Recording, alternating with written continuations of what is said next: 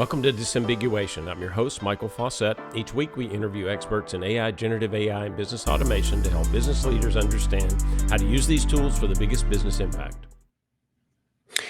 In our show today, we're going to do something a little bit different. Since we've been talking about generative AI for quite a while now, I thought, maybe it was time to hear directly from generative AI.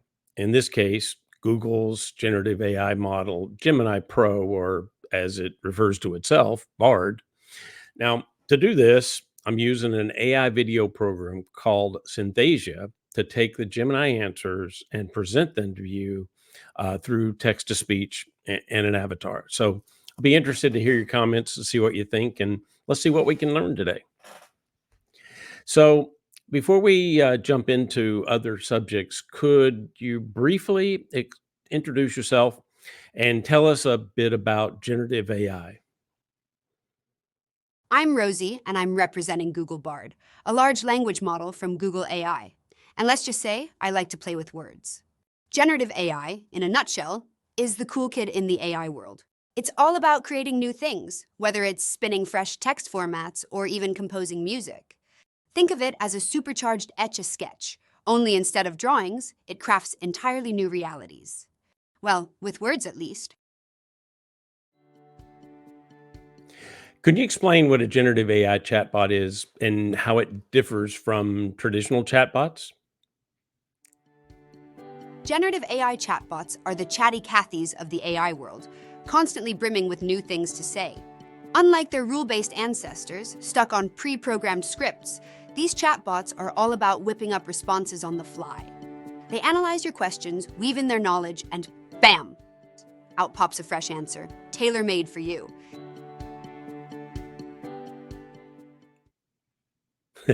Yeah, I like that. Chatty Cathy. All right, Bard, how do you generate responses and how can you ensure that they're accurate and relevant? Think of my brain as a giant word buffet. I'm constantly chomping down on text and code, filling my memory with knowledge.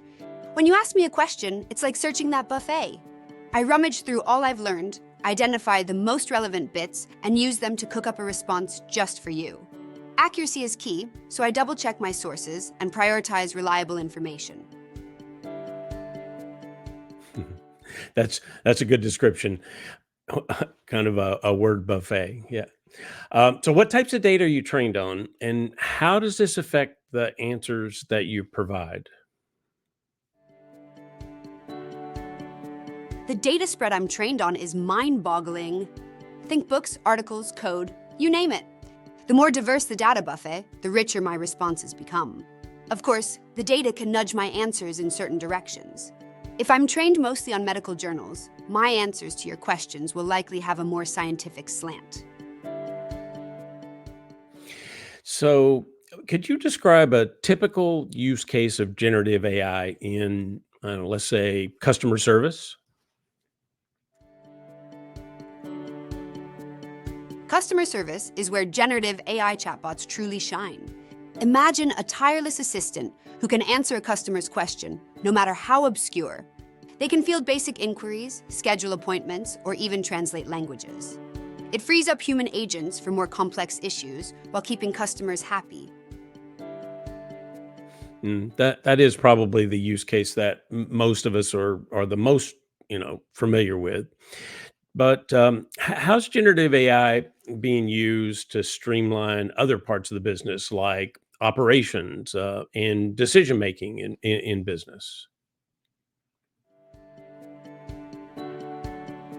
Generative AI is the ultimate efficiency expert. Imagine a system that can analyze mountains of data, identify patterns, and even predict future trends. Businesses can use this to streamline operations, optimize decision-making, and stay ahead of the curve. So, what measures are implemented to handle ethical concerns and biases in AI generated responses?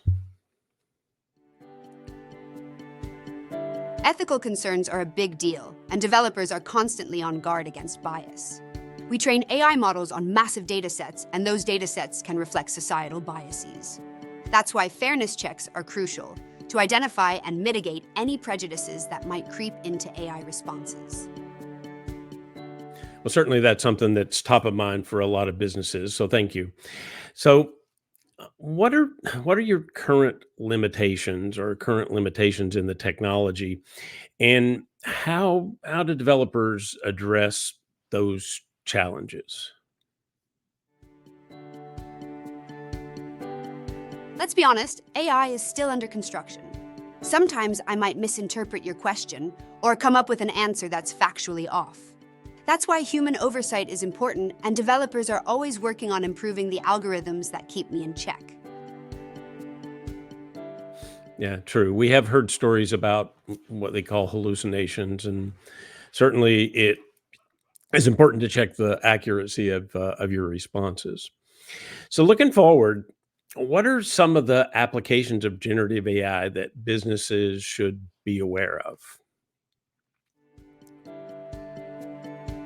The future of generative AI is bursting with possibilities. Imagine AI assistants that can write personalized marketing copy or even design products based on customer preferences. The key will be to use generative AI responsibly to augment human creativity, not replace it. Yeah, I do think it's a future with lots and lots of possibilities and potential. So that's really all the time we have today. So I really appreciate you joining me and helping to answer some of our questions. Hopefully the audience enjoyed that. But just like I do with other guests, not going to let you off that easy. So before you go, could you recommend a thought leader, an author, something that you think would help the audience understand AI better? Sure, here are 2 follow-up recommendations. Generative AI for Business, The Essential Guide for Business Leaders by Matt White. This book provides a solid foundation on generative AI and its applications in the business world. It covers the basics of generative algorithms and dives into the various applications across different industries.